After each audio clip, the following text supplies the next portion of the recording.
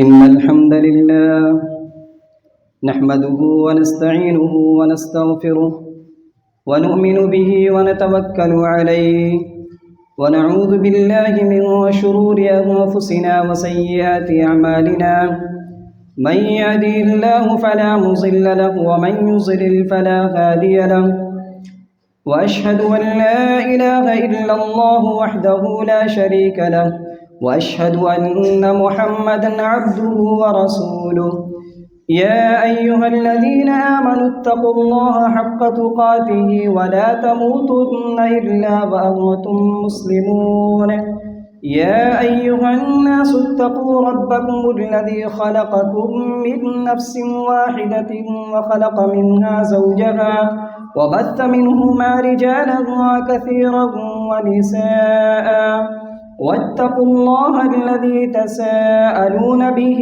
والأرحام إن الله كان عليكم رقيبا يا أيها الذين آمنوا اتقوا الله وقولوا قولا سديدا يصلح لكم أعمالكم ويغفر لكم ذنوبكم ومن يطع الله ورسوله فقد فاز فوزا عظيما أما بعد فإن أصدق الحديث كتاب الله وخير الهدي هدي محمد صلى الله عليه وسلم وشر الأمور محدثاتها وكل محدثة بدعة وكل بدعة ضلالة وكل ضلالة في النار فأعوذ بالله السميع العليم من الشيطان الرجيم بسم الله الرحمن الرحيم إنا نحن نحيي الموتى ونكتب ما قدموا وآثارهم وكل شيء أحصيناه في إمام مبين. محترم حاضرین جمعہ، بزرگوں، نوجوان بھائیوں، قابل احترام خواتین اسلام، خطبہ مسنونہ کے بعد سورہ یاسین کی آیت نمبر 12 پڑھی گئی. اس آیت کریمہ میں اللہ رب العالمین نے ایک پیغام دیا ہے. آیت کریمہ کا ترجمہ کیا ہے؟ اللہ فرماتا ہے اِنَّا نَحْنُ نُحْيِي الْمَوْتَى، بے شک ہم ہی مردوں کو زندہ کرتے ہیں. وَنَكْتُبُ مَا قَدَّمُوا وَآثَارَهُمْ، اور ہم ہی ان عملوں کو لکھتے ہیں جو انسان کرتا ہے. وَآثَارَهُمْ، صرف عملوں کو نہیں بلکہ عملوں کے جو اثرات ہوتے ہیں، جو نشانیاں ہوتی ہیں، اللہ فرماتا ہے کہ ہم اس کو بھی لکھتے ہیں. وَكُلَّ شَيْءٍ أَحْصَيْنَاهُ فِي إِمَامٍ مُبِينٍ، اور ہر چیز کو ہم لوح محفوظ میں لکھ لیتے ہیں. اس آیت کریمہ کے ایک ٹکڑے پر ہم گفتگو کریں گے. اللہ فرماتا ہے وَنَكْتُبُ مَا قَدَّمُوا وَآثَارَهُمْ، ہم انسان کے عملوں کو بھی لکھتے ہیں اور انسان کے نشانات قدم کو بھی لکھتے ہیں. میں نے جب تفسیر کی کتاب کا مطالعہ کیا، حافظ ابن کثیر رحمۃ اللہ علیہ کی کتاب تفسیر ابن کثیر پڑھا، اسی طریقے سے احسن البیان کو پڑھا. دونوں کتابوں کے مطالعے کے بعد تقریباً مفہوم ایک ہی نکلا. حافظ ابن کثیر رحمۃ اللہ علیہ اس آیت کریمہ کی تفسیر میں لکھتے ہیں کہ اس آیت میں دو باتیں بتلائی گئی ہے. پہلی بات، اللہ فرماتا ہے کہ ہم انسان کے عملوں کو بھی لکھتے ہیں اور اس کے نشانات کو بھی لکھتے ہیں. اس سے کیا مراد ہے، کیا مطلب ہے؟ حافظ ابن کثیر فرماتے ہیں ان المراد بذلك آثار خطاهم الى الطاعة او المعصیہ. حافظ ابن کثیر کہتے ہیں اللہ نے جو یہ بات کہی کہ ہم انسان کے عملوں کو بھی لکھتے ہیں اور انسان کے قدم کے نشانات کو بھی لکھتے ہیں، اس سے مراد یہ ہے کہ انسان جو قدم اپنا پاؤں آگے بڑھاتا ہے، یا تو وہ قدم پاؤں کا آگے بڑھنا یا تو اللہ کی اطاعت یا فرما برداری کی طرف بھی ہو سکتا ہے، یا اوی المعصیہ یا گناہ کے طرف. اور اس بات کو ذکر کرنے کے بعد حافظ ابن کثیر رحمۃ اللہ علیہ اپنی اس بات کو ثابت کرنے کے لیے نبی کریم صلی اللہ علیہ وسلم کی 2 احادیث پیش کرتے ہیں۔ ایک حدیث صحیح مسلم کی ہے اور دوسری حدیث مسند احمد کی ہے کہ اللہ عمل کو بھی لکھتا ہے اور اس عمل کو طے کرنے کے لیے، اس عمل کو انجام دینے کے لیے جو انسان سفر کرتا ہے، گھر سے باہر نکلتا ہے، قدم کو آگے بڑھاتا ہے، تو اللہ تبارک و تعالی انسان کے اٹھنے والے قدم کے نشانات کو بھی نہیں چھوڑتا ہے، اللہ اس کو بھی نوٹ کر لیتا ہے، لکھ لیتا ہے۔ حافظ ابن کثیر دلیل کے طور پر صحیح مسلم کی اس حدیث کو نقل کرتے ہیں جس حدیث کے راوی جابر بن عبداللہ رضی اللہ تعالیٰ عنہما ہیں۔ کہتے ہیں مدینے کا واقعہ ہے، خلت البقاع حول المسجد فاراد بنو سلمہ ان ينتقلوا الى قرب المسجد۔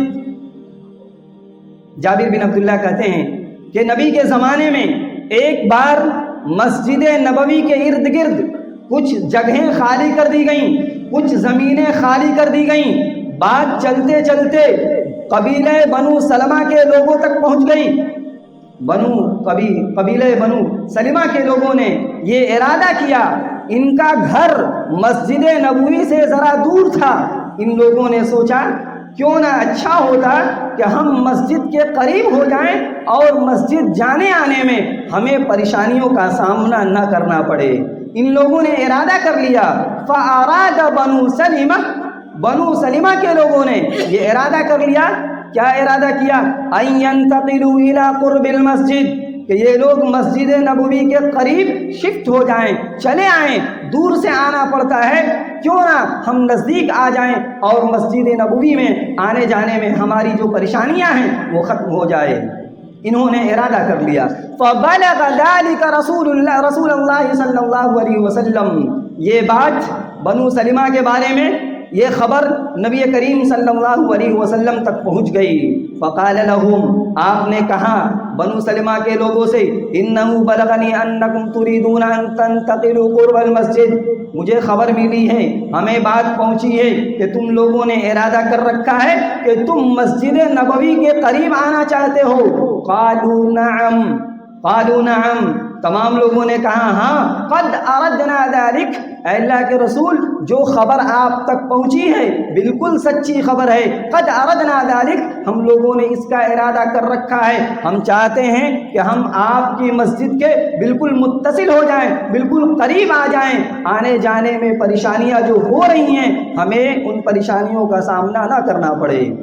چنانچہ نبی کریم صلی اللہ علیہ وسلم نے کہا کہ ارادہ اچھا ہے، ارادہ ٹھیک ہے، لیکن سنو، دیارکم تکتب آثارکم، دیارکم تکتب آثارکم، اپنے گھروں کو لازم پکڑو، جہاں سے آتے ہو اسی گھر میں رہو، مسجد نبوی کے قریب آنے کی کوشش نہ کرو، جہاں سے آتے ہو اسی گھر کو لازم پکڑو، اسی گھر میں رہو، وہیں سے تم مسجد نبوی میں آنا۔ کیوں؟ دیارکم تکتب آثارکم، اپنے گھر سے مسجد نبوی کے پاس جو تم آتے ہو تمہارے قدم کے نشانات لکھے جاتے ہیں۔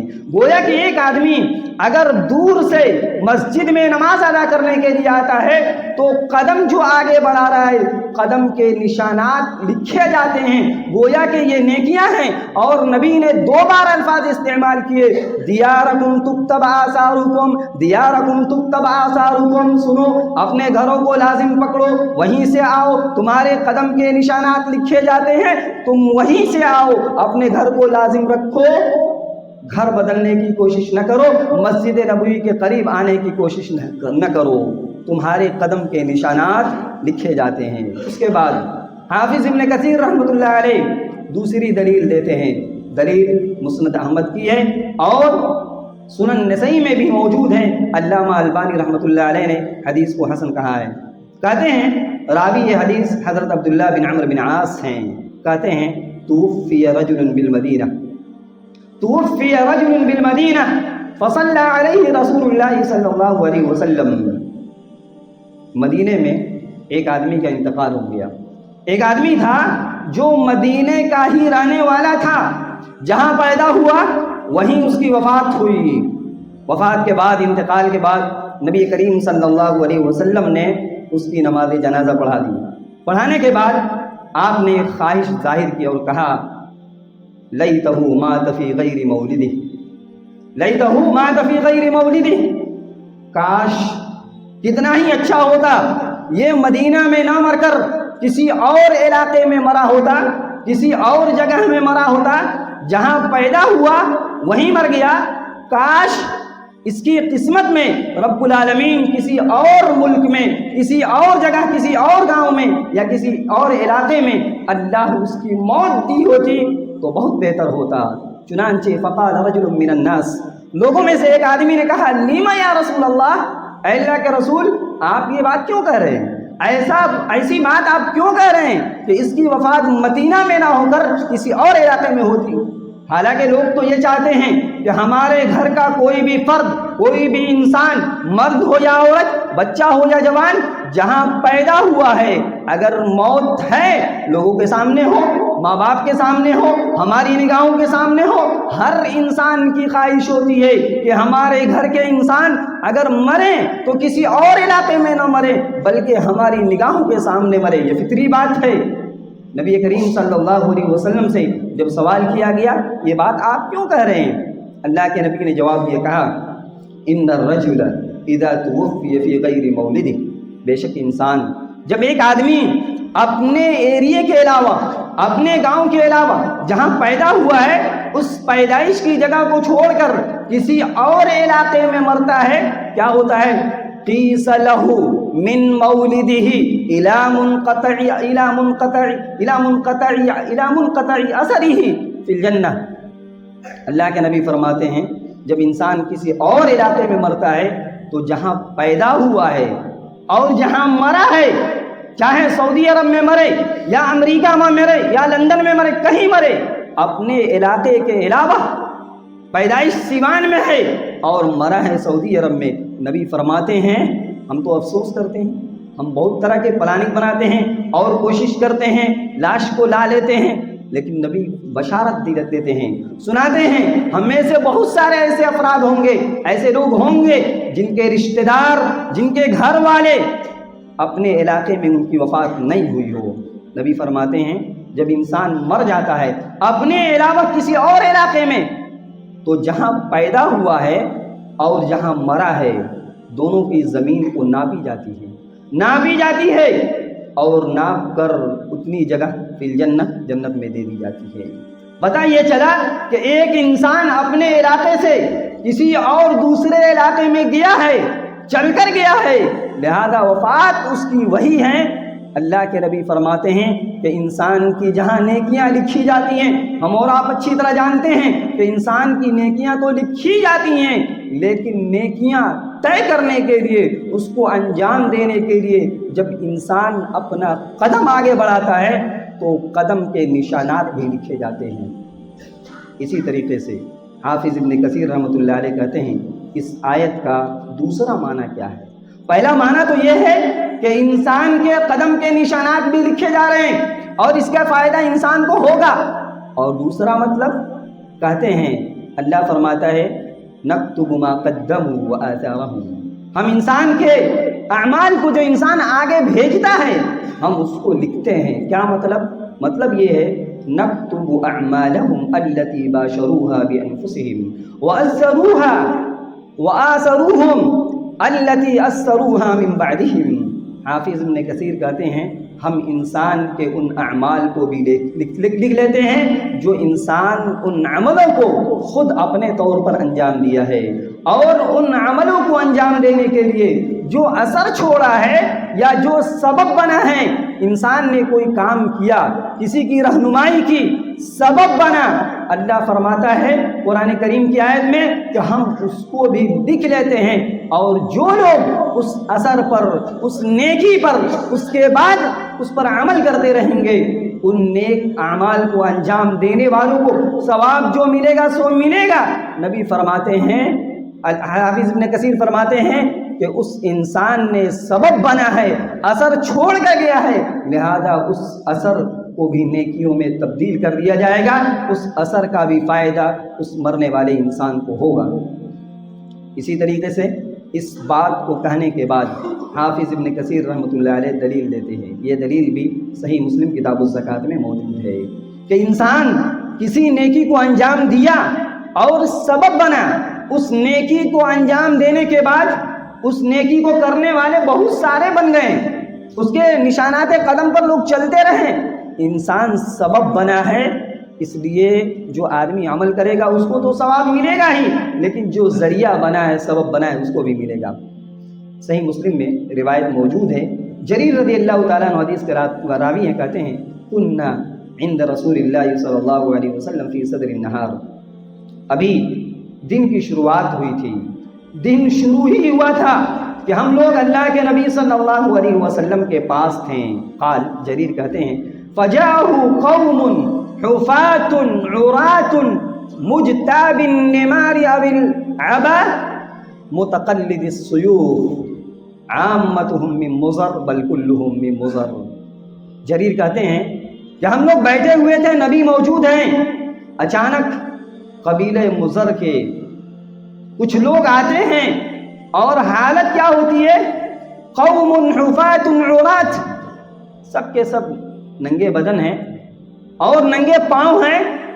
ننگے بدن کا مطلب آگے حدیث میں ہے کہ ایک جو ہے ناف کے نیچے سے کپڑا ہے اور اوپر چادر لٹکائے ہوئے ہیں اور تلوار بھی لٹکائے ہوئے ہیں۔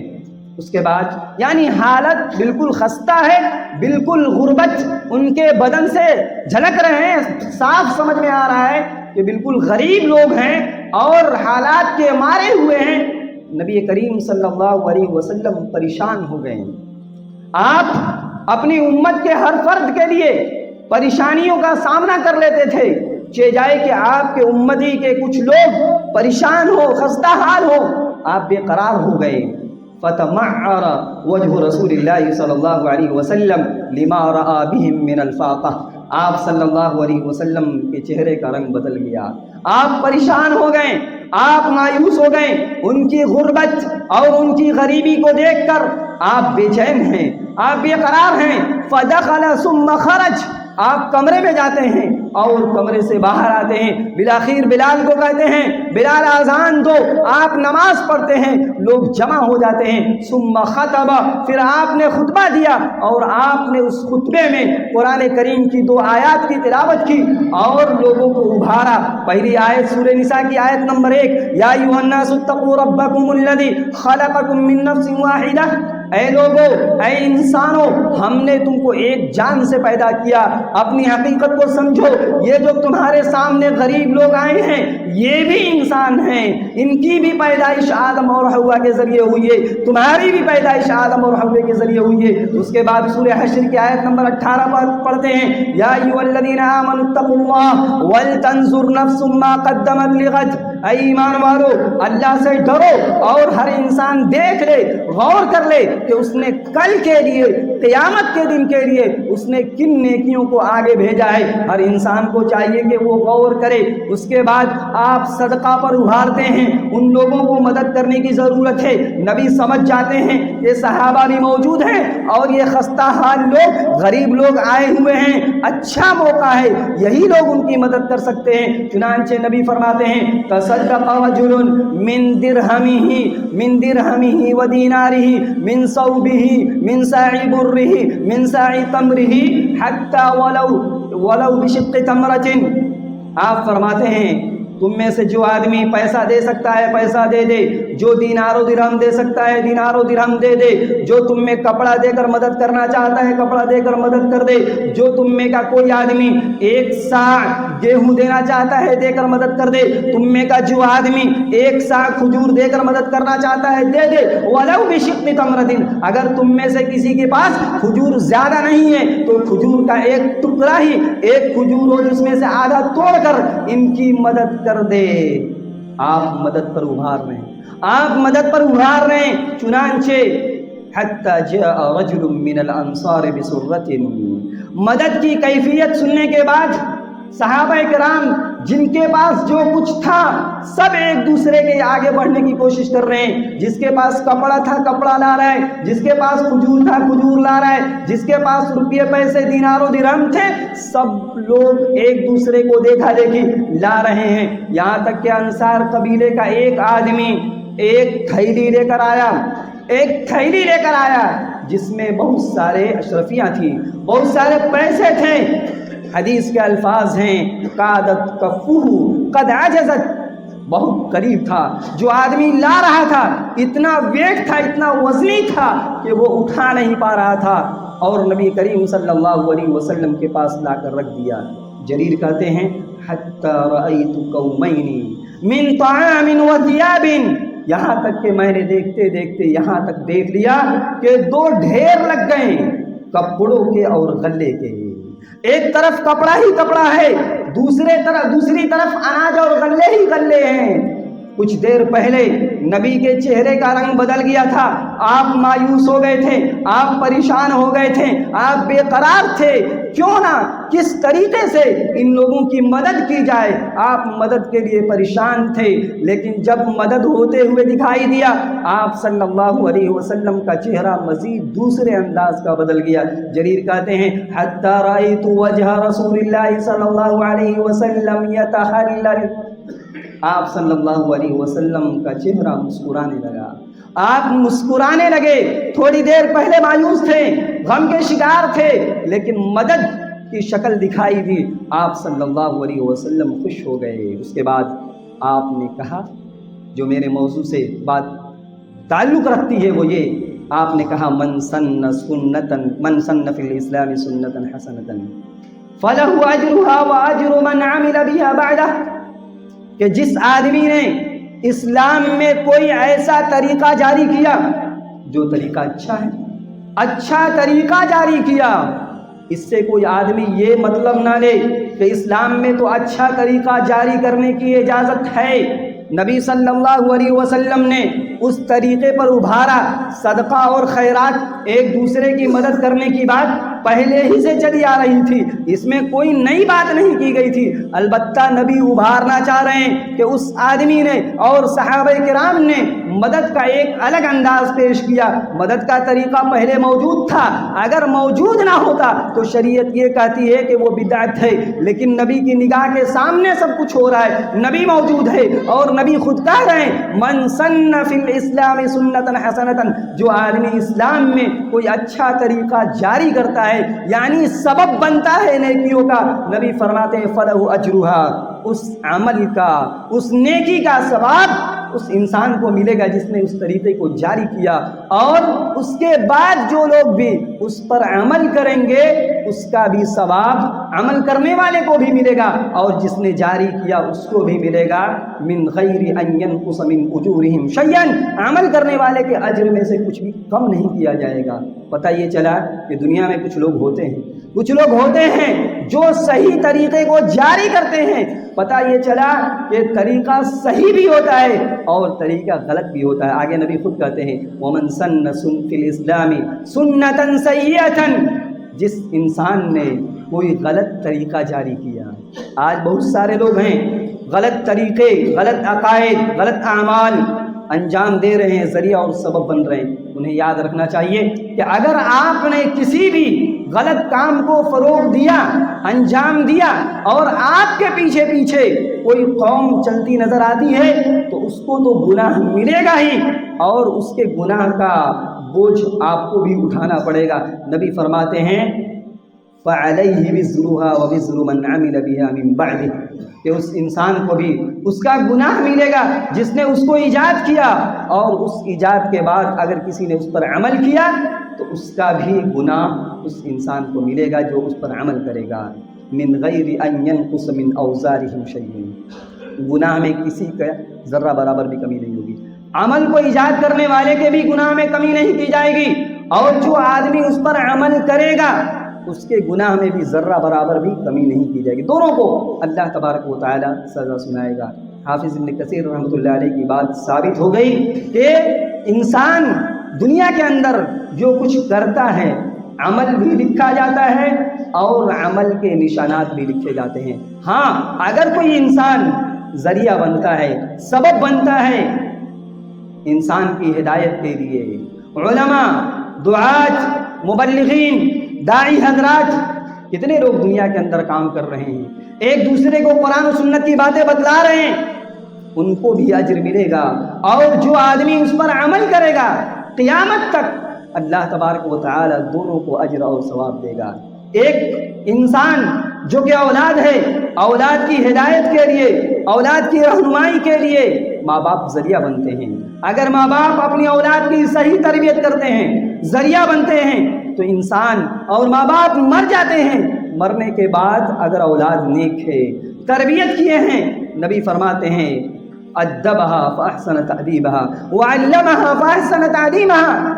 بات لونڈی کے بارے میں ہے، نوکرانی کے بارے میں ہے کہ اگر کسی نے اپنی لونڈی کو تعلیم دیا اور بہترین تعلیم دی اور ادب سکھایا، بہترین ادب سکھایا، جب انسان اپنی لونڈی کو بہترین ادب سکھا سکتا ہے تو انسان اپنی سگی اولاد کو کیوں نہیں تربیت دے سکتا ہے؟ اور اگر صحیح تربیت دے تو یہ ذریعہ ہے انسان کے نجات کا۔ اسی طریقے سے انسان کی ہدایت کے لیے، انسان کی رہنمائی کے لیے ہمارے اور آپ کے ٹیچرز بھی ہیں، اساتذہ بھی ہیں۔ ایک انسان قابل ہو جاتا ہے، یہاں جمعے کے خطبے میں قرآن و سنت کی بات کی جاتی ہے، جو کچھ میں بولتا ہوں یہ میرا اپنا کمال نہیں ہے، میرا اپنا کمال نہیں ہے، یہ ہمارے اساتذہ کی محنت ہے، ہمارے ٹیچروں کی محنت ہے۔ ہم دعا کریں نہ کریں ان کے لیے صدقہ جاریہ جاری ہے۔ اس لیے ایک انسان کو اپنے ٹیچر کو نہیں بھولنا چاہیے، اپنے اساتذہ کو نہیں بھولنا چاہیے، اس لیے ان کے لیے دعائیں بھی کرنی چاہیے۔ اسی طرح اگر بیوی ہے، اگر بیوی نیک ہے، کتنی بیویاں ہیں جو اپنی شوہروں کی ہدایت کا ذریعہ بنی ہیں، بیوی کی بات سن کر شوہر کی رہنمائی ہوئی ہے، وہ بیوی انتہائی مبارکباد کی حق رکھتی ہے جس کے ذریعے سے اس کے شوہر کی اصلاح ہو گئی۔ جب انسان مر جاتا ہے تو ان نیکیوں کا فائدہ ملتا ہے۔ اسی طرح جب انسان مر جاتا ہے، انسان دنیا کو چھوڑ کر چلا جاتا ہے، تو ہم اور آپ کیا کچھ اس کو دے سکتے ہیں؟ نبی کریم صلی اللہ علیہ وسلم نے بہت ساری باتیں بتلائی ہیں۔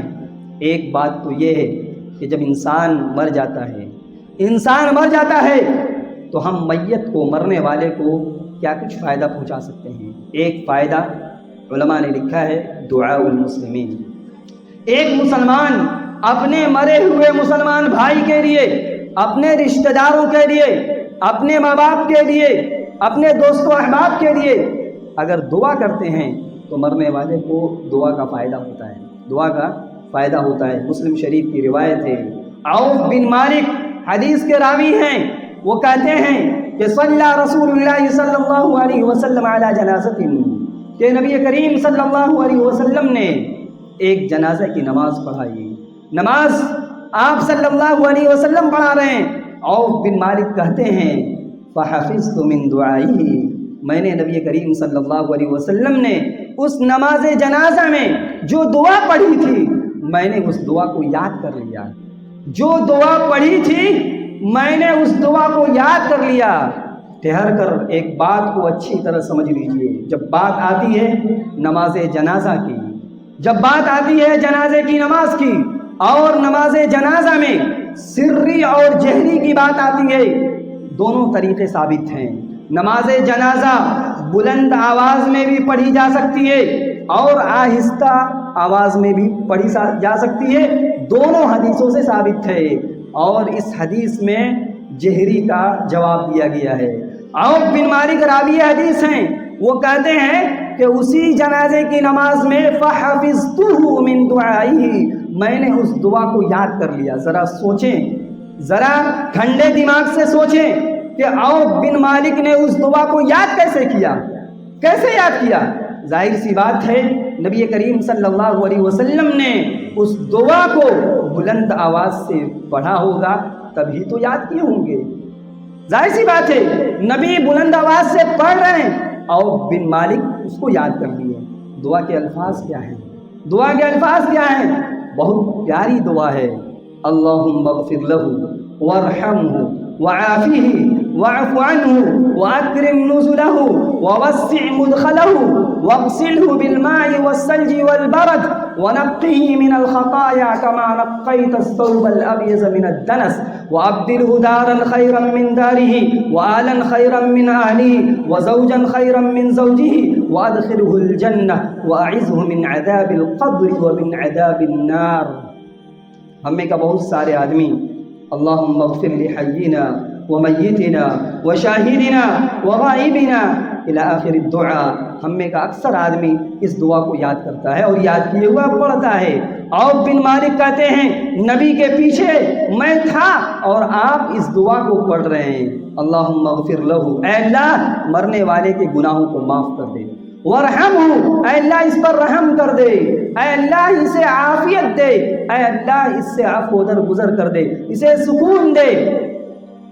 واکرم نزلہ، اے اللہ اس کو بہترین مہمان نوازی عطا کر. ووسع مدخلہ، اے اللہ مرنے والے کے قبر کے اندر کشادگی پیدا فرما دے. واغسلہ بالماء والثلج والبرد، اے اللہ اس کے گناہوں کو پانی سے، اولے سے، برف سے اس کے گناہوں کو دھو دے اور صاف کر دے. ٹھیک اسی طریقے سے جب میلے کچیلے کپڑے کو گندگی سے صاف کیا جاتا ہے، اے اللہ اس مرنے والے انسان کے گناہوں سے اس کو پاک اور صاف کر دے. وَأَبْدِلْهُ دَارًا خَيْرًا مِّن دَارِهِ، اے اللہ دنیا میں تھا بڑی محبت کے ساتھ مکانات بنایا تھا، بڑی محبت تھی اپنے دنیاوی گھر سے. اے اللہ مر چکا ہے، آخرت میں اس کو دنیا کے گھر سے بہترین گھر عطا فرما. وَأَهْلًا خَيْرًا مِّنْ أَهْلِهِ، اے اللہ دنیا میں تھا اپنے گھر والوں سے بڑی محبت تھی، اس کے باوجود اے اللہ آخرت میں دنیا کے گھر والوں سے بہترین گھر والے عطا فرما. وَزَوْجًا خَيْرًا مِّن زَوْجِهِ، اے اللہ شادی شدہ تھا، بیوی تھی اس کی، بڑی محبت کرتا تھا. اے اللہ مرنے کے بعد اس کو بہترین جوڑا عطا فرما، دنیا کے جوڑے سے اچھا، دنیا کی بیوی سے بہتر بیوی عطا فرما. وَأَدْخِلْهُ الْجَنَّةَ، اے اللہ اسے جنت عطا فرما. اے اللہ وَأَعِذْهُ مِنْ عَذَابِ الْقَبْرِ، اس کو قبر کے عذاب سے بچا لے. وَمِنْ عَذَابِ الْقَبْرِ وَمِنْ عَذَابِ النَّارِ، اے اللہ اس کو جہنم کی آگ سے بچا لے. اس بات کو مکمل کرنے کے بعد ذرا رکیے گا. راوی حدیث عوف بن مالک ہیں، کہتے ہیں حتی تمنیت ان اکون انا ذلک المیت. اس دعا کو سننے کے بعد میں نے یہ خواہش ظاہر کی، میں نے یہ سوچا، میں نے یہ تمنا کیا کاش میں میت ہوتا، کاش میری لاش ہوتی، میں مرا ہوتا اور نبی میری نماز جنازہ پڑھاتے اور میری جنازے کی نماز میں اس دعا کو پڑھتے. صحابہ تھے، عربی جانتے تھے، معانی مفہوم سمجھتے تھے، انہیں معلوم تھا، ترجمہ کر کے آپ کے سامنے بھی پیش کیا گیا. کتنا بہترین معانی ہے، اس لیے ضرورت ہے کہ اس دعا کو ہم خود بھی یاد کریں. علماء جو نماز جنازہ پڑھاتے ہیں اگر انہیں نہیں یاد ہے تو انہیں بھی یاد کر لینی چاہیے. انتہائی جامع دعا ہے اور یہ ایک انسان جب مر گیا ہے، زندہ لوگ اس دعا کو پڑھ کر اس کو فائدہ پہنچا سکتے ہیں. اور بھی باتیں ہیں آگے ہم گفتگو کریں گے. رب العالمین سے ہم دعا کرتے ہیں کہ رب العالمین ہم اپنی زندگی میں اچھے اعمال کو اور اچھے اثرات کو ہمیں آگے بھیجنے کی توفیق نصیب فرما. رب العالمین برائیاں اور گناہ کو آگے بھیجنے یعنی نام اعمال میں درج کروانے سے ہم سب کو بچنے کی توفیق نصیب فرما. رب العالمین آپ جانتے ہیں کہ اتوار کے دن مغرب بعد درس ہوتا ہے. مزید ہم گزارش کرتے ہیں اور اپیل کرتے ہیں کہ آپ لوگ اتوار کے درس میں شریک ہوں. رب العالمین سے ہم دعا بھی کرتے ہیں کہ رب العالمین ہمیں اتوار کے درس میں وقت کا لحاظ کرتے ہوئے ہمیں حاضری کی توفیق عطا فرما.